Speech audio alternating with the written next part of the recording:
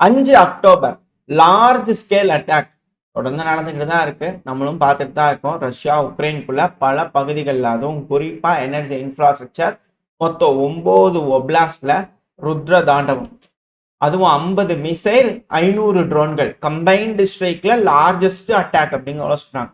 Missile கம்மியாக use பண்ணுவாங்க, drone அதிகமாக யூஸ் பண்ணுவாங்க.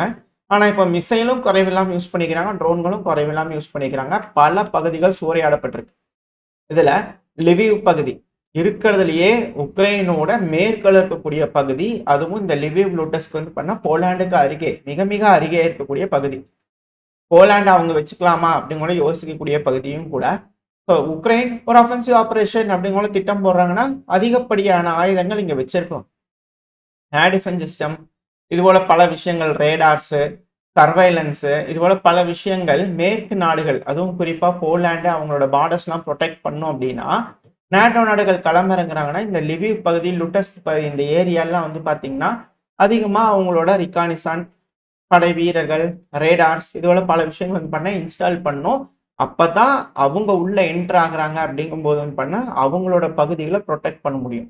மேபி அது மாதிரி ஏதோ ஆயுதங்கள் இருந்திருக்கலாமா, ரஷ்யா அதை தெரிஞ்சுக்கிட்டு ஹெவியா ஹிட் பண்றாங்களா அப்படின்ற கேள்விகள் இருக்கு.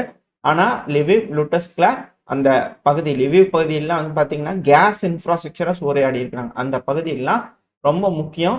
ஸோ அந்த பகுதியெல்லாம் அட்டாக் பண்ணிக்கிறாங்க. அதுவும் இப்போ சீரழிய ஆரம்பிச்சிருக்கு. அந்த பகுதிகளும் எலக்ட்ரிக்கல் இன்ஃப்ராஸ்ட்ரக்சரும் ரொம்ப மோசமா வந்து பண்ண பாதிப்படைய ஆரம்பிச்சிருக்கு. ஏன்னா வின்டர் வரப்போகுது, வீரர்கள் வந்தாலும் திரும்பி அவங்க பின் வாங்கி ஓடிட வேண்டியதுதான். ஏன்னா அந்த பகுதிகளில் ஹீட் இல்லை, எலக்ட்ரிசிட்டி இல்லை அப்படின்னா வீரர்கள் அங்கே இருக்கிறது ரொம்ப ரொம்ப கஷ்டம். இப்பெல்லாம் ஸ்மால் நியூக்ளியர் ரியாக்டர்லாம் பலதும் வந்துருச்சு. பட் அதெல்லாம் எந்த அளவுக்கு கை கொடுக்க போகுது அப்படிங்கிறத வெயிட் பண்ணி தான் பார்க்கணும். ஸோ இந்த லிவிவ் லுட்டஸ்க் பையில ஹெவியாக அட்டாக் பண்ணிக்கிறாங்க. இதனால கரண்ட் இல்லாமல் பிளாக் அவுட் நடந்திருக்கு. அதுவும் பாதி பகுதிகளுக்கு மேலே பிளாக் அவுட் நடந்திருக்கு அப்படிங்கிற சொல்றாங்க.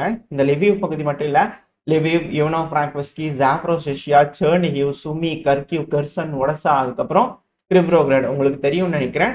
எல்லாமே அந்த சைடில் இருக்கக்கூடிய பெல்ட் ஃபுல்லாவே பார்டர் பகுதி நீங்க கனெக்ட் பண்ணீங்கன்னா தெரியும். ஒடசா, செர்னிகிவ், சுமி, கர்கிவ். ஸோ இது எல்லாமே ஃப்ரண்ட் லைன். ஒடசாங்கிறது நம்ம ரொம்ப நாளாக பார்த்துட்டு இருக்கிறோம். ரொமேனியா பகுதியில் இருக்கிறது லிவிவ் நம்ம பார்த்துட்டு இருக்கிறோம். ஸோ இது எல்லாமே ரொம்ப மிக முக்கியமான பகுதிகள். எல்லாத்தையுமே இன்னைக்கு ரஷ்யா சூறையாடி இருக்கிறாங்க. இத்தனை நாள் உழைப்ப ரஷ்யா வேஸ்ட் பண்ணிக்கிறாங்களா அப்படின்ற கேள்விகள் இருக்கு. எந்த அளவுக்கான பொருள் சேதங்கள் உக்ரைனுக்கு நடந்திருக்கு அப்படிங்கிறது வெயிட் பண்ணி பார்க்கலாம். ஸோ இந்த லார்ஜ் ஸ்கேல் அட்டாக்ல குறைஞ்ச 5 நபர்களாவது இறந்திருக்கலாம், 10 நபர்கள் காயமடைஞ்சிருக்கலாம் அப்படிங்கிற செய்திகள் வந்துகிட்டு இருக்கு. அதாவது இந்த என்டையர் தாக்குதல்ல உயிரிழக்கக்கூடிய விகிதம் ரொம்ப கம்மியா இருக்கு. அதுதான் இதுல இருக்கக்கூடிய விஷயங்கள். இன்ஃப்ராஸ்ட்ரக்சர்லாம் அதிகமா தீப்பிடிச்சது, அதுவும் லிவிவோட இண்டஸ்ட்ரியல்லாம் வந்து பண்ண தீப்பிடிச்செரியுது, இண்டஸ்ட்ரியல் பார்க்கு அப்படிங்கிற குற்றச்சாட்டுகள்லாம் வருது. பிளாக் அவுட்டும் நடந்திருக்கு. கேஷுவாலிட்டிஸ் ஓரளவுக்கு இருக்கு அப்படிங்கிறது போல புரிஞ்சுக்கலாம். தவிர்க்கப்படுது. ரஷ்யா பொதுமக்களை தாக்காம அங்க இருக்கக்கூடிய பகுதிகளை மட்டும் தாக்குறாங்க அப்படிங்கிறது மட்டும் புரிஞ்சுக்க முடியுது. இதே போல ஜாப்ரோசியா பகுதி, உக்ரைனோட கட்டுப்பாட்டுக்குள்ள இருக்கக்கூடிய ஜாப்ரோசியா பகுதியில் லார்ஜ் ஸ்கேல் அட்டாக் பண்ணிக்கிறாங்க. குறைஞ்சது 10 ஸ்ட்ரைக்காவது இருந்திருக்கலாம். இதனால உக்ரைனோட கட்டுப்பாட்டுக்குள்ள இருக்கக்கூடிய மக்களுக்கு தண்ணி விநியோகம், அப்புறம் கரண்ட் விநியோகம் ரெண்டுமே சப்ளை பண்றதுக்கு ரத்தாயிருக்கு அப்படிங்கிற சொல்றாங்க. ரஷ்யா எலக்ட்ரிசிட்டி மட்டும் இல்ல, கேஸ் மட்டும் இல்ல, வாட்டர் சப்ளையும் இந்த பகுதிகள்லாம் பிரதானமா குறி வச்சு அடிக்கிறாங்க. இதுல உக்ரைன் தரப்பு என்ன குற்றச்சாட்டுகள் வைக்கிறாங்கன்னா, ரஷ்யா இது போல வெறி கொண்டு அடிச்சிட்டு இருந்தாங்க இல்லையா, அந்த டைம்ல சைனாவோட ரிகானிசான் சேட்டலைட் உளவு பார்த்துட்டு இருந்திருக்கு, சேட்டலைட் அசிஸ்ட் பண்ணியிருக்கும் போல தெரியுது அப்படிங்கிற குற்றச்சாட்டுகள் வந்துகிட்டு இருக்கு. இப்ப சைனாவை ஒம்படையா உள்ள இழுக்க பாக்குறாங்க. அமெரிக்காக்கு ஏகபோகமா இருக்கும், பரவாயில்ல சைனாவையும் உள்ள இழுக்கலாம் அப்படின்னா இந்த வழியா உள்ள எடுத்து 2 பேர்த்து இங்கேயே வச்சு பார்த்துக்கலாம் அப்படிங்கிற ஒரு யோசனை இருக்கிறாங்களான்னு தெரியல. ஏன்னா அமெரிக்கா ஜாலியா நின்று வேடிக்கை பார்க்கலாம். சைனா ரெடி ஆகுறாங்க அப்படின்னா கொஞ்சம் இந்த சைடு கொஞ்சம் இன்ட்ரெஸ்டிங்கா வச்சுக்கிட்டாங்க அப்படின்னா கொஞ்சம் தைவானுக்கு லேட் ஆகும். ஏன்னா அந்த சைடில் யாரும் வர போறதில்ல. அந்த சைடில் வந்து பார்த்தா அமெரிக்கா தான் பிரதானமாக களமிறங்கணும். இப்போ இங்கேயே வச்சு செய்கிறாங்க அப்படின்னா யூரோப்பியன் யூனியன் நாடுகளை வச்சு கொஞ்ச நாள் செய்ய வச்சுக்கலாம் இல்லையா. ஸோ சைனாவும் கொஞ்சம் வீக் ஆகிற மாதிரி இருக்கும் இல்லையா அப்படிங்கிற கேள்விகள் இருக்கு. ஸோ என்ன சைனா செய்ய போறாங்க அப்படிங்கிறத வெயிட் பண்ணி பார்க்கலாம். ஸோ இந்த நைட்டு தாக்குதல்களில் டினிப்ரோ பகுதியில் வந்து பார்த்தீங்கன்னா மேலே பேசலாம் பறந்துட்டு இருந்திருக்கு. ஸோ அப்போ டினிப்ரோவில் பறக்கும்போது இவங்க ரஷ்யா அடிச்சதுக்கு இதுக்கு சம்மந்தம் இல்லை. பட் இருந்தாலும் அது போல பறந்துருக்கு அப்படிங்கிற குற்றச்சாட்டுகள் வச்சிருக்காங்க. ஸோ என்ன நடக்க போகுன்றது பார்த்துக்கலாம். ஆனால் அமெரிக்காவோட அதிபரான டொனால்டு ட்ரம்ப் அவர்களோட நிலைப்பாடு வேற மாதிரி மாறிக்கிட்டு இருக்கு.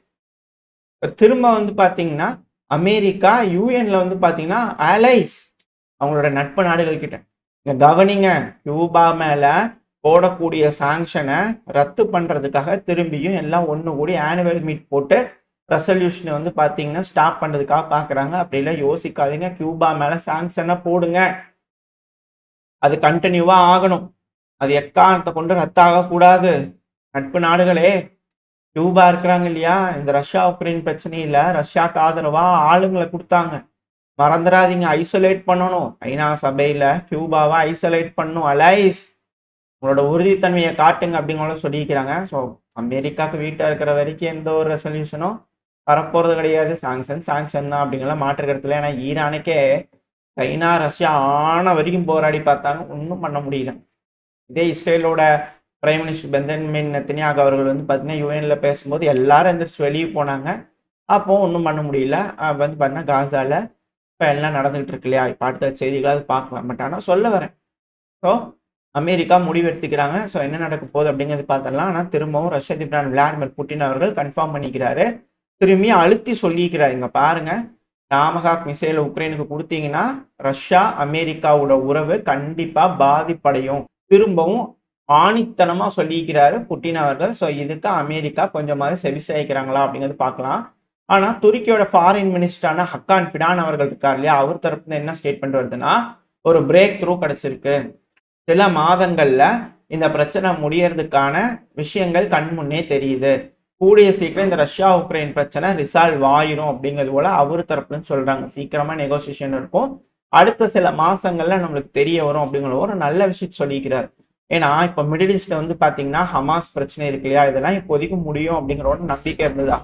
ஆனா இப்ப வந்து பாத்தீங்கன்னா ஹமாஸ் அக்செப்ட் பண்ணி இருந்துக்கிறாங்க. எல்லா ஆம்சியும் வந்து பாத்தீங்கன்னா நாங்க கொடுத்துறோம், ஆயுதங்கள் எல்லாத்தையுமே நாங்க சரண்டர் பண்ணிடுறோம்.